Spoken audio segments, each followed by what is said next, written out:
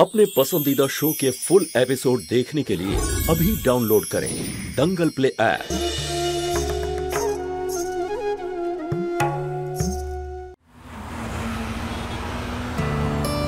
अरे सावधाने गाड़ी। अच्छा ओके। আমার কিন্তু খুব অদ্ভুত লাগছে। দাদা কি ভাববেন বলো তো? একটু ধৈর্য ধরতে পারছিলে না তুমি? বাড়িতেই তো যাচ্ছিলাম আমরা। অনেক অপেক্ষা করেছি তোমার জন্য জ্যোতি। কখনো কখনো এমনও মনে হয় যে তোমাকে হারিয়ে ফেলবো।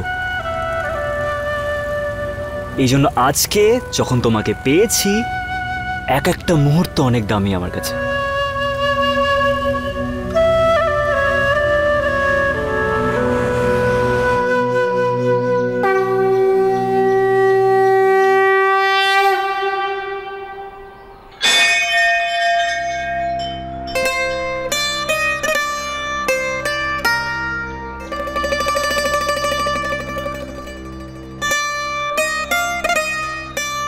চোখ খোলো।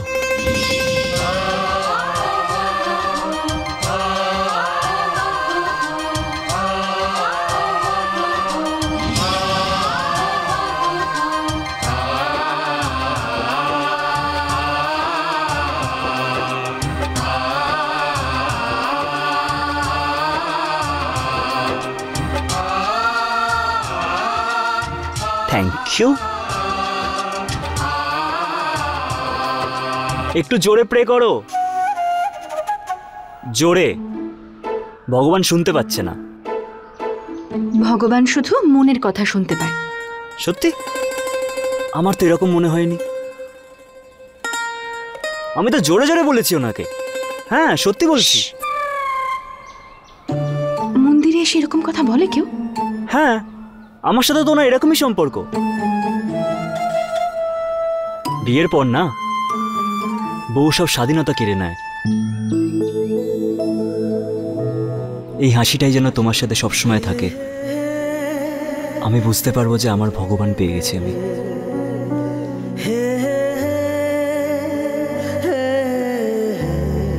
চলো, আমার প্রার্থনা তো হয়ে গেছে। বলো না, তুমি ওই আস্তে আস্তে ভগবানকে কি বলছিলে? সবকিছু দিয়ে দিয়েছে আমায়, ধন্যবাদ বলছিলাম।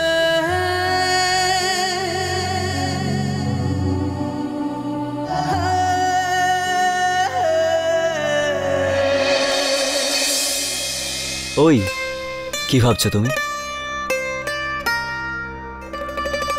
বিয়ের আগে তো আমাকে বলতে তুমি আমার মনের সব কথা বুঝতে পারো। তাহলে এবার পড়ে নাও আমার মনটা। গুরুজনরা ঠিকই বলতো, বিয়ের আগে সব প্রতিজ্ঞা ভেবে চিন্তে নিতে হয়। প্রেমিকা বউ হয়ে যেতে পারে, কিন্তু কিচ্ছু ভোলে না। কবির তো ফেসে গেছে। এখন তো অধিকার আছে আমার। বলো।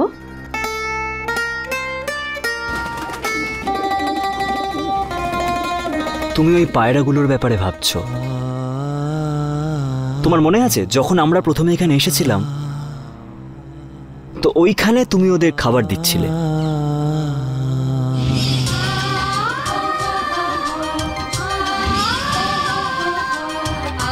না,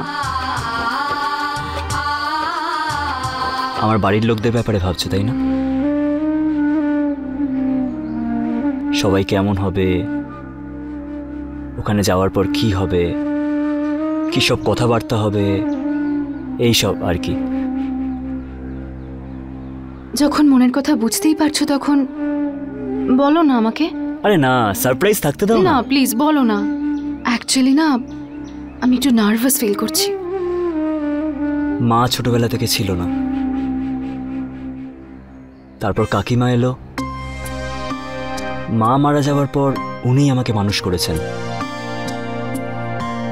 আমার কাকা পলিটিক্সে একটা ভালো জায়গায় ছিল, অনেক কিছু শুনেছি, খুব ফেমাস উনি, লোকজন অনেক চাইতেন ওনাকে। ওনার মারা যাওয়ার পর এই পলিটিক্সের সব কিছু, সব দায়িত্ব বাবার ওপর পড়ে গেছে। বাবার প্রাণ আমি। আর যদি আজকে আমরা দুজনে একসাথে আছি, এটা একমাত্র আমার বাবার জন্য। কাকিমা একটু রাগী মানুষ ঠিকই, মনটা খুব পরিষ্কার। এই জন্য ওই সময় যখন প্রথমবার তোমার বাড়িতে বিয়ের তত্ত্ব নিয়ে এসেছিল, আর এবার তুমি দেখো না, তুমি মহলে যাচ্ছ তো, পুরো মহলটা ফুল দিয়ে সাজিয়ে দিয়েছে শুধু তোমার জন্য। জ্যোতি যদি এই বাড়িতে পা রাখে তাহলে তার পরিণাম আপনি জানেন। কবিরের স্ত্রী রূপে আমি শুধুমাত্র রাগিনীকে দেখতে চাই। বড় দাদা আছে, সুমের দা, কথা খুব কঠিন কঠিন বলেন উনি, কখনো কখনো ভয়ও দেখান খুব। কিন্তু আমার এরকম মনে হয় যে উনি আশা বৌদিকে খুব ভালোবাসেন, খুব সম্মান করেন।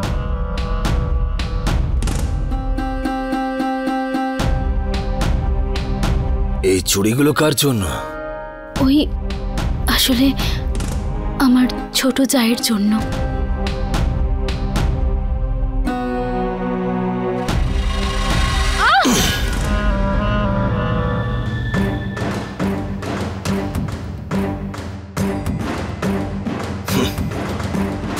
তোমার হাতগুলো তো খালি, দাও এগুলোকে একটু রঙিন করে দিই।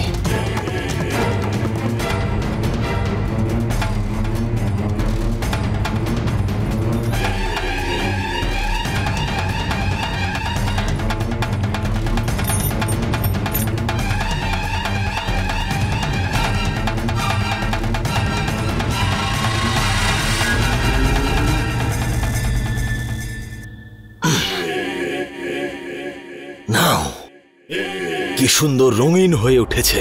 ছোট বৌদি কি মানে, ওর সাথে যখন দেখা হবে না তোমার এরকম মনে হবে যে তোমার দুঃখ কষ্ট এই জিনিসগুলো তো ওনার কাছে আসতেই দেন না উনি, আর আনন্দে সারাক্ষণ ঘুরতে থাকে, নাচতে থাকে।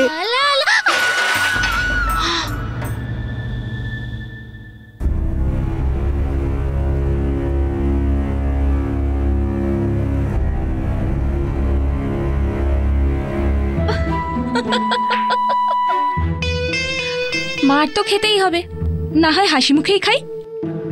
বিক্রম, ওর ব্যাপারে বলার কোনো প্রয়োজন নেই, ও তো লক্ষণ। ঠিক বলেছো তুমি, মন খুব ভালো আর খুব দয়ালু। ইনফ্যাক্ট আমি তো অবাক হই যে আজকের সময় ওর মতো একটা ছেলে, সত্যি একদম খারাপ অভ্যাস নেই ওর।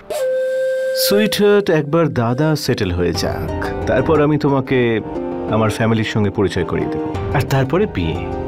আর এমনিতেও আমার সোনা, এখন তো আমাদের এনজয় করার টাইম, তাই না? আর তারপর রইল রিমা, আমার ছোট বোন। তোমার ওর সাথে দেখা হয়নি, মার খুব কাছের ছিল, ঠাকুমাকে ওর সাথে নিয়ে গেছে। ওরা দুজনে একে অপরকে ছাড়া চলতেই পারে না, খুব কাছের ওরা। ঠাকুমার ওখানে থেকেই ওর পড়াশোনা শেষ করতে চাইছে। তাহলে ও আমাদের বিয়েতে কেন এলো না? আরে বাবা, ওর এক্সাম চলছে তাই আসতে পারছে না। আমার সঙ্গে কখন দেখা হবে ওর? হয়ে যাবে খুব তাড়াতাড়ি, রাখিতে। ও রাখির অনুষ্ঠান কখনো মিস করে না। বাপরে, কত বড় পরিবার। অনেক রুটি বানাতে হবে কিন্তু।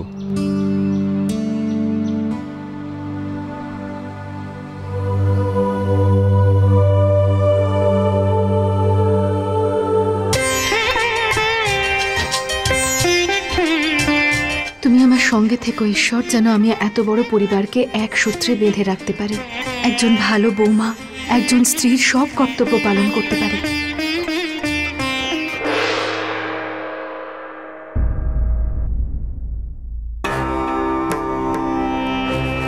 বাবা, তুমি আরেকটা গাড়ি পাঠিয়ে খুবই ভালো কাজ করেছো। এখন কবিরের জ্যোতিও একটু নিজেদের মতো করে ঘুরে বেড়াবে। আর এমনিতেও এইরকম সুযোগ তো জীবনে বেশিবার আসে না। আমার মনে আছে, আমার বিয়ের সময় তো ওই বাসের ধাক্কা খেয়ে খেয়েও আমি। বাস বাস বাস বাস বাবা বাস, তুমি ভেতরে যাও আর একটু গরম জলে স্নান করে নাও, ক্লান্ত হয়ে পড়েছো। যাও। হ্যাঁ বাবা।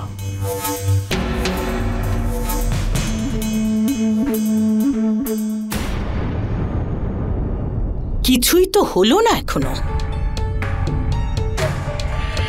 আপনাকে বলছি আমি, জ্যোতি যে কোনো মুহূর্তে এখানে পৌঁছে যাবে। তুমিও শুধু শুধু নিজের বিপি হাই করছো। এখনই আসলো বলে আসে তো নি এখনো। বাস একটু অপেক্ষা করো, দেখবে খুব তাড়াতাড়ি শুভ সংবাদ আসবে। দেখো ফোন এসে গেছে। হ্যালো,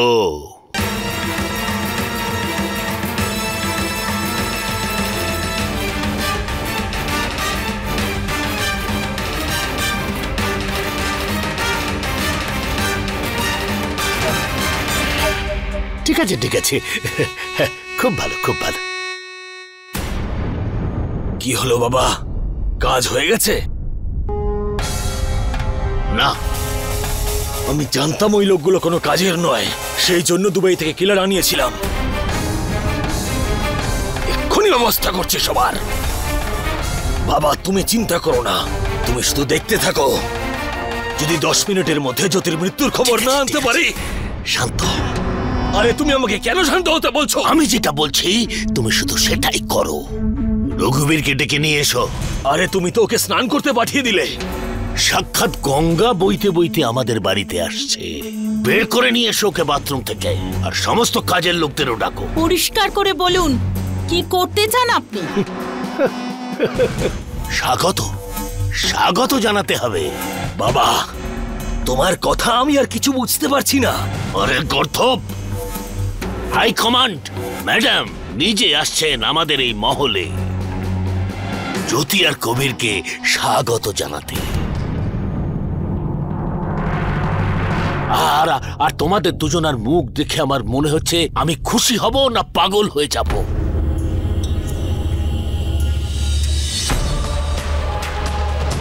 বাবা এরকম কথা বলা উচিত নয়, তুমি বরং একটু খুশি হয়ে নাও।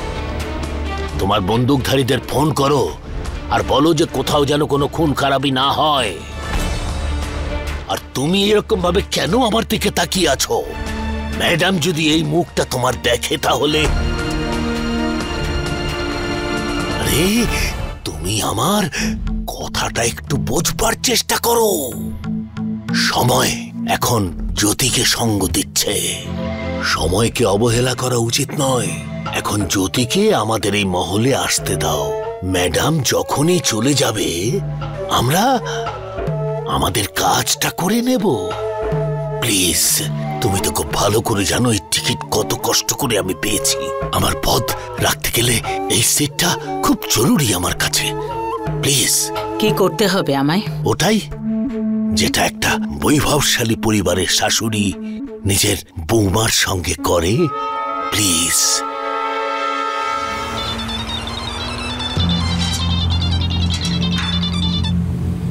হ্যাঁ বাবা।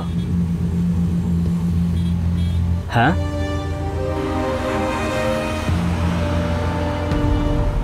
কি হয়েছে? আমাদের যে পার্টির অধ্যক্ষ আছেন, হ্যাঁ উনি দিল্লি থেকে আসছেন তোমার সাথে দেখা করতে। আমার সঙ্গে দেখা করতে নাকি মিসেস সাসুদিয়ার সঙ্গে দেখা করতে? একটা কথা বলবো? আমি মানুষদের চোখে তোমার জন্য সম্মান দেখেছি। এই কয়েকটা দিনের মধ্যেই তুমি যা পেয়েছো, তোমার সেই উন্নতি দেখে আমি সত্যিই খুব খুশি। কিন্তু এবার এটা আমাদের সাফল্য। তোমার থেকে দূরে ছিলাম না, তো লোকজনের সেবা শুরু করেছিলাম। আর এটা ভাবছিলাম যে কোথাও না কোথাও কখনো না কখনো যদি একটা মানুষের আশীর্বাদ পাওয়া যায়, তাহলে আমি জ্যোতিকে পেয়ে যাব।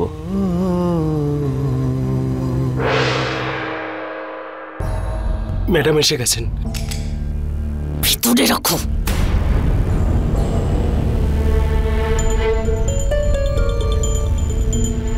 আসুন আসুন।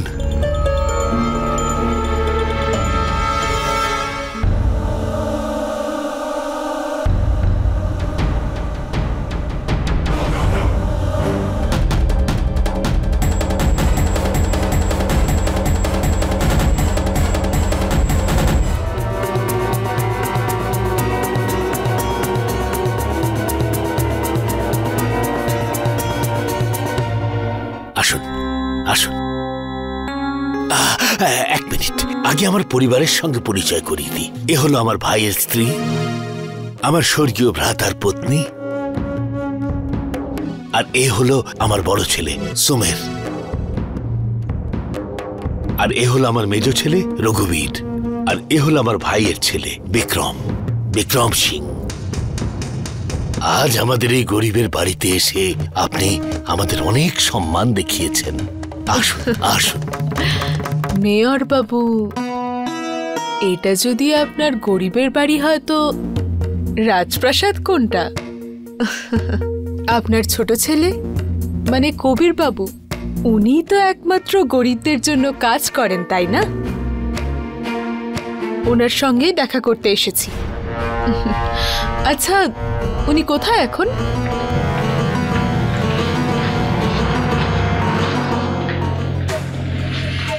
জ্যোতি আসার আগে এনাকে এখান থেকে বের করুন, যাতে আমি জ্যোতিকে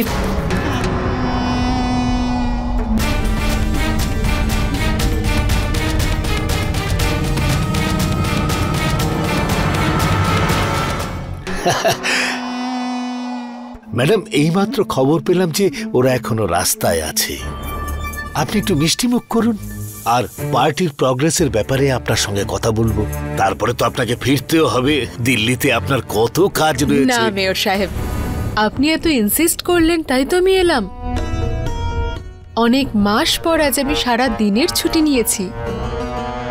আজ তো আমি লাঞ্চও এখানে করব, আর ডিনারও। আমি তো কবির আর জ্যোতির সঙ্গে দেখা করেই যাব।